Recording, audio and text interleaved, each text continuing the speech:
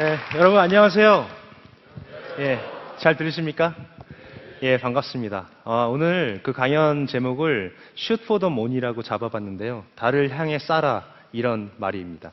혹시 이전에 들어본 적 있으신가요? 없으세요? 예, 제가 되게 좋아하는 그 어떤 문구의 일부분인데 아마 전체를 다 보면 이게 무슨 뜻인지 더 감이 오실 겁니다. 그 문구는 제 강연 말미에 다시 한번 보여드리도록 하겠습니다. 혹시 이 자리에 오시기 전에 저를 알고 계셨던 분 있으신가요? 예, 예, 많이 계시네요. 예. 저는 여러분들에게 뭘로 알려졌죠? 예, 우주인으로 알려졌습니다. 그런데 사실 오늘은 여러분 앞에 조금 다른 이름으로 서게 됐는데요. 저는 지금 하버드 대학교 케네디 스쿨이라는 곳에서 공공정책을 공부하고 있는 학생이기도 하고요. 또 지난 2월 달에 설립된 비영리 기관 타이드라는 기관의 대표이기도 합니다. 이 타이드는 쉽게 설명하면 과학기술 기반의 창업을 지원하는 그런 커다란 플랫폼이라고 생각하시면 쉽습니다. 얼핏 생각하면 우주인 그리고 과학기술 기반 창업 뭔가 굉장히 갭이 많은 것 같은데 그렇게 느끼실만 할 것 같아요. 그죠? 예. 그래서 오늘 제가 여러분들께 드린 말씀은 어떻게 보면 이게 저에겐 또 새로운 도전인데 이게 어떻게 제 우주인 훈련 경험과 연관이 되는지 이게 저한테 어떤 의미를 갖는지 이런 얘기들 쭉 한번 풀어볼까 합니다. 어때 재밌을 것 같습니까? 네. 예, 그럼 한번 얘기를 시작해 볼게요. 혹시 이 사람 누군지 아세요? 유리 가가린 들어보셨습니까? 예, 인류 최초의 우주인 유리 가가린입니다. 1961년도에 소련에서 그 당시 소련이죠. 이 사람을 처음으로 우주에 보냈었습니다. 예, 그때 나이가 27살이었는데요. 지구를 한 바퀴 돌고 와서 인류 최초의 우주인이 됐습니다. 자, 그리고 나서 시간이 흘러서 유리 가가린이 비행을 하고 나서 46년 뒤에 이 사람이 러시아에 갑니다. 예. 우리나라에는 아쉽게도 우주 비행선이 없기 때문에 러시아에 훈련을 받으러 갔습니다. 대한민국 최초의 우주인이 되기 위해서. 그런데 저는 유리 가가린과 암스트롱이 경험했던 것과는 조금 다른 그런 경험을 하게 됩니다. 이곳이 제가 바로 훈련받았던 곳인데요. 여기 어딘지 혹시 아세요? 예. 혹시 아시는 분 계세요? 예. 러시아에 있는 스타시티라는 곳입니다. 러시아 근교에 있는데요. 우리나라에서 치면 의정부 정도에 있다고 생각을 하시면 됩니다. 여기가 훈련을 받았는데 아주 옛날에 찍은 사진이에요. 그런데도 지금도 거의 변화가 없습니다. 저기 오른쪽에 있는 건물을 제가 찍은 사진을 보면 이렇게 생겼습니다. 똑같죠? 예. 훈련받는 모습을 잠깐 보여드리면 저랑 이소연이 앞에 저렇게 앉아있고요. 앞쪽을 보면 러시아 교관이 한 명 서 있고 오른쪽에 통역관이 한 명 있습니다. 러시아 말로 어떤 나라 말로 통역해 줄까요? 예, 맞습니다. 영어. 수업 분위기가 어떨까요? 예. 통역이라고 할 수 있습니까? 예. 답답합니다. 시간이 되게 오래 걸려요. 예, 질문이라도 하면 어떻게 되겠어요? 한번 상상을 한번 해보세요. 그래서 처음에 가서 한 4개월 정도는 정말 러시아어를 정말 열심히 공부했던 그런 기억이 납니다. 뭔가 좀 많이 배워야죠. 국민들 세금을 굉장히 많이 사용해서 갔으니까. 그리고 이론 수업뿐만 아니라 이렇게 실습 훈련도 합니다. 이게 바로 소유즈 우주선 시뮬레이터예요. 그래서 저 아랫부분에 우주인이 들어가서 그 캡슐 속에 우주선을 조종하게 됩니다. 안내를 보면 이렇게 생겼고요. 이렇게 이론 수업, 그리고 실습 수업을 쭉 진행해 나가면서 1년 동안 저는 우주인이 점점 돼 가는데요. 근데 이 과정에서 제 안에서 다른 또 하나의 그런 정체성이 점점 더 자리를 크게 자리매김해 가고 있었습니다. 그것은 뭐냐면요. 제가 어떤 신문과 인터뷰를 할 때 그런 얘기를 했었는데요. 러시아에 우주인이 되려고 갔었는데 한국 사람이 돼서 돌아왔다. 예, 이런 말을 한 적이 있습니다. 그건 어떻게 보면 당연한 건데 제가 어떻게 보면 대표로 러시아에 가 있으니까 좀 몸가짐도 좀 조심스럽고 그래도 한국 사람이 이 정도는 된다. 이런 능력도 보여주고 싶었고 그리고 또 반대로 그 사람들도 저를 고산이라는 사람으로 개인으로 인식하기 전에 이 사람은 한국에서 온 사람 이렇게 인식하니까 자연히 그런 식으로 마음이 정해지는 것 같았습니다. 그래도 훈련은 계속 진행이 됐죠. 쭉 진행이 돼서 이렇게 셋이 우주 비행을 나서게 예정이 돼 있었습니다. 그런데 우주선 발사 1개월 전에 우주인이 교체되는 그런 일이 일어났습니다. 혹시 여러분 기억나십니까? 기억나세요? 예. 그런 일이 저한테 어떻게 보면 아쉬운 일일 수는 있겠지만 분명하게 말씀드릴 수 있는 것은 절대로 후회하지 않을 선택이었다. 이런 말씀을 한번 드릴 수 있을 것 같습니다. 또 거기에 덧붙여서 다른 것들도 개인적으로 굉장히 많이 얻었던, 가슴이 와닿게 얻었던 그런 기간이었는데요. 예를 들어서 이런 겁니다. 국가라는 것에 대해서 다시 한번 생각하게 됐습니다. 우주인들이 이런 말을 많이 해요. 우주에 올라가서 보면 국가 간의 경계는 무의미하다. 우주에서 내려다 보면 오직 보이는 경계라는 것은 땅과 물 사이의 경계밖에 보이지 않는다라는 말을 많이 합니다. 굉장히 로맨틱한 말이에요. 어떻게 보면. 맞습니까? 네. 그런데 이게 반드시 사실만은 아닙니다. 그건 우주에서 땅을 낮에 내려다봤을 때 얘기고요. 밤에 내려다보면 국가 간의 경계가 극명하게 드러납니다. 불을 켤 수 있는 나라와 그렇지 않은 나라가 엄연히 분리되어 있습니다. 그리고 그 상황을 가장 드라마틱하게 보여주는 곳이 아쉽게도 바로 우리 한반도입니다.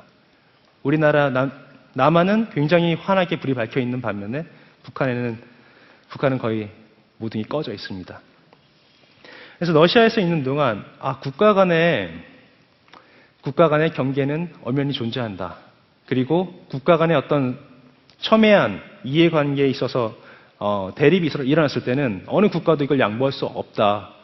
왜냐하면 그 국가 뒤에는 국민들이 서 있고 그 국민들을 지켜야 되는 역할을 해야 되기 때문에 국가라는 것은 구조적으로 서로 양보할 수 없는 그런 관계이다. 이런 사실들을 뼈저리게 느꼈습니다. 그리고 우리나라, 우리 국가, 우리 부모님 세대들이 저렇게 밝혀놓은 우리 국가, 우리 세대에서는 어떻게 이어가야 될까? 우리나라 더 채워야 될 부분이 많다는 것도 많이 볼 수 있었던 기회였습니다.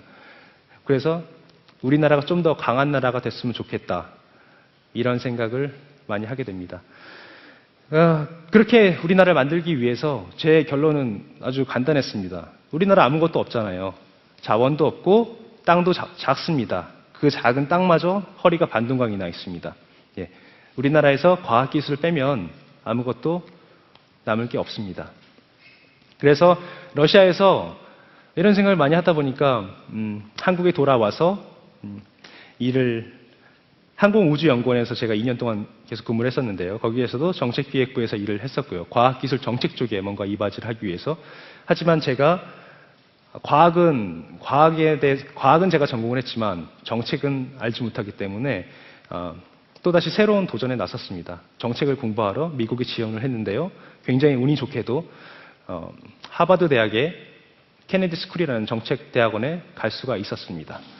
학생으로서 이렇게 생활하면서 가장 좋았던 건 뭐냐면 생각이 너무 자유로워지는 겁니다. 그리고 뭔가 새로운 것을 다시 도전할 수 있는 그런 여유, 그런 에너지가 다시 충전됐습니다. 과학기술 정책을 공부하러 갔는데 어떻게 내가 기여를 할까 고민을 하다가 우리나라의 과학기술에 여러 가지 문제점들이 있는데 가장 큰 문제는 사실은 그 과학기술을 할 사람들이 점점 사라지고 있다는 겁니다. 이공계 기피 현상, 이탈 현상, 우리 쉽게 말하지만 이건 우리가 말하는 것보다 훨씬 더 심각한 문제입니다. 그래서 이런 고민들을 하다가 그래 그럼 말만 하지 말고 뭔가 실제적으로 그들에게 뭔가 길을 열어주는 대안을 제시해 줄 수 있는 역할을 한번 해보자라고 해서 만든 단체가 바로 타이드입니다. 타이드는 과학기술 기반을 기반으로 해서 상상력, 디자인, 기업가 정신 이런 것들을 뭉쳐서 뭔가 새롭게 창업을 하려고 하는 사람들을 도와주는 그런 기관입니다. 그런 것을 모토로 하고 있습니다. 모르겠습니다. 어떻게 보면 또 새로운 도전인데 이 도전이 어떻게 끝날지 어떤 결과를 가져올지는 지금 알 수 없습니다.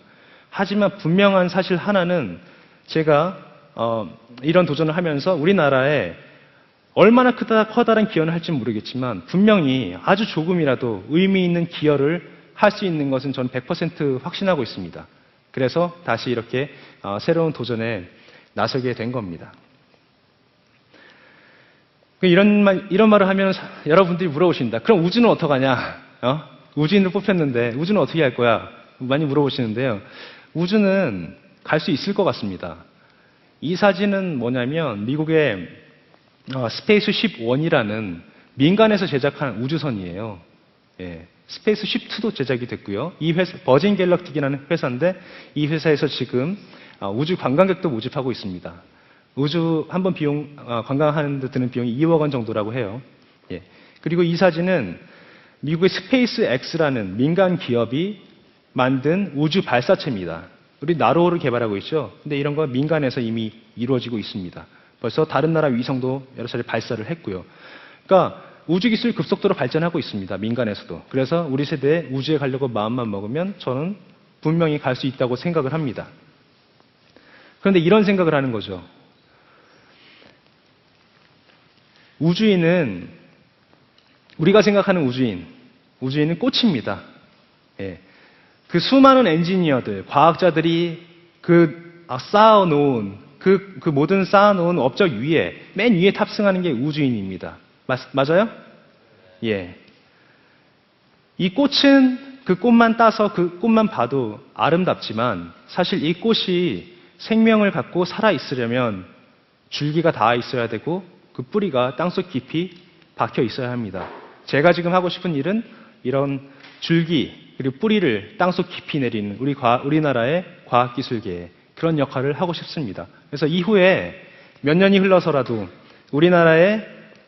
우리의 우주선이 만들어져서 거기에 누군가가 탑승해서 우주에 날아갈 때 그게 제가 아니어도 너무나 감동적일 것 같은 그런 생각이 듭니다. 마지막으로 한번 도전에 대해서 얘기를 한번 해볼게요. 저도 지금 어떻게 보면 새로운 도전의 길 위에 서 있습니다. 그리고 여러분들 중에도 그런 분들이 많으실 거예요. 근데 그럴 때 항상 고민을 하게 됩니다. 도전을 해야 되는 것인가 말아야 될 것인가. 그럴 때 이렇게 생각해 보면 조금 쉬울 것 같습니다. 약간 좀 밖으로 나와서요. 우주를 한번 볼게요.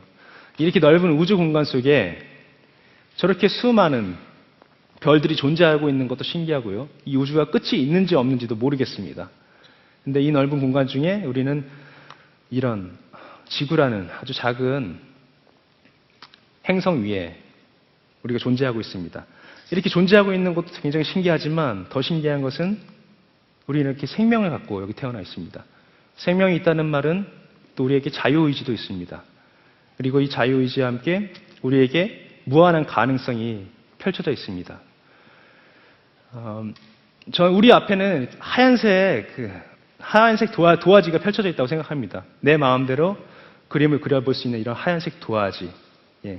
내가 이 땅에 와서 나에게 시간이 주어졌습니다. 단 한 번뿐인 인생이에요. 길게는 80년, 100년의 시간이 주어졌고요. 내 마음대로 그림을 그릴 수 있습니다. 이 그림을 그릴 수 있는 권리는 우리한테 나 자신에게 있습니다. 다른 사람에게 이 그림 그릴 권리를 줄 필요는 없겠죠. 그리고 우리가 이 아이를 봤을 때 저는 이 아이의 속에 무한한 가능성이 잠들어 있고요. 이 아이가 만약에 꿈이 있어서 그 꿈을 위해서 정말 열심히 노력한다면 어떻게 될까요? 꿈은 이루어질까요? 예. 그건 모를 일이죠. 예. 어떤 꿈은 이루어지기도 하고 이루어지지 않기도 합니다. 근데 분명한 사실은 꿈을 향해서 노력하지 않으면, 뭔가 시작하지 않으면 아무것도 이루어지지 않는다. 이건 100% 확실한 사실인 것 같습니다.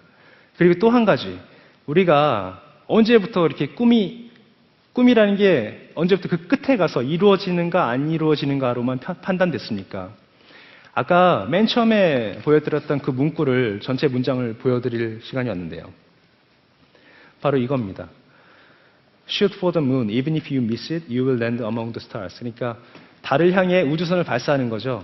그런데 달을 비켜서 달에 가지 못하더라도 당신은 그 수많은 별들 사이에 내려앉을 것이다. 이런 말입니다.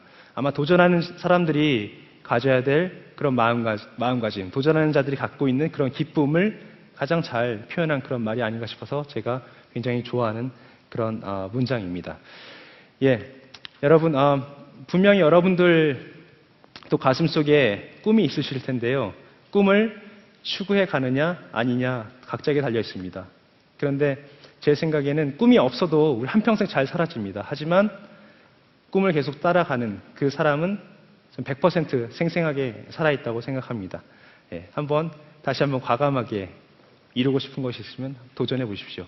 경청해 주셔서 감사합니다.